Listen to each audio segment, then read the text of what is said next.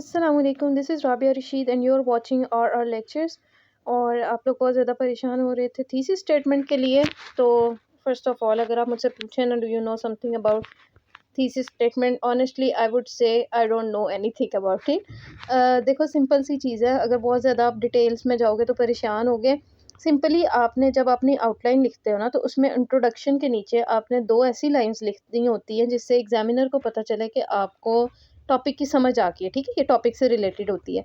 अब मैंने आपके लिए जो है ना यहाँ पे अपने किसी नोट्स की पिक्चर ली है जिसमें टूरिज़्म के ऊपर ऐसे था, और simply the topic was tourism, या शायद प्रॉस्पेक्ट्स ऑफ टूरिज़्म इन पाकिस्तान। तो उसको मैंने स्टार्टिंग ऐसे ली, और ये मैंने लाइंस जो हैं, जो आर्टिकल मैं पढ़ रही थी, तो शायद मैंने वहाँ से लिया, या मतलब खुद से लिखा, आई डोंट रिमेंबर एग्जैक्टली। लेकिन बस यानी दो लाइंस मैंने ऐसी लिखी, दो या तीन लाइंस, जिसमें मेरी बात समझ आ जाए किसी को कि मैं अपने टॉपिक में क्या बताने वाली हूँ, या मुझे टॉपिक कैसे समझ आया। तो देखिए, यहाँ से मैंने लिखा हुआ है इंट्रोडक्शन के बिल्कुल आगे, Pakistan has a great potential for tourism due to its rich culture, geographical and biological diversity and history.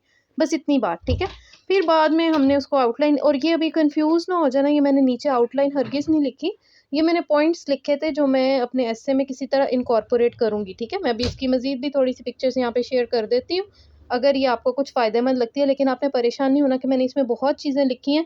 यकीन करें, ऐसे लिखते हुए इसमें से आधी क्या, मतलब 3/4 तो आपको भूल ही जाती हैं। ठीक है, तो लेकिन आपके पास लिखी होती हैं, तो कहीं एमसीक्यूज़ में या किसी तरह आप इसको रिलेट कर सकते हो, या थोड़ी बहुत अगर याद रह जाए। अपनी तसल्ली के लिए तो इंसान कोशिश करता है ना, चीज़ें लिख लेता है।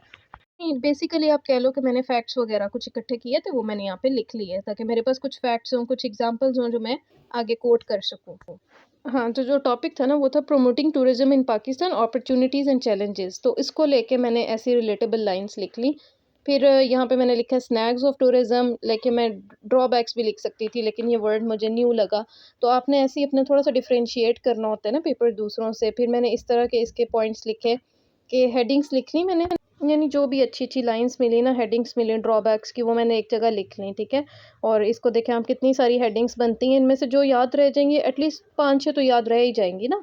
तो फिर मैं उसको बैक करूँगी आर्ग्यूमेंट्स और फैक्ट्स के साथ। फिर ये सजेशंस हैं, ये मैंने लिख ली।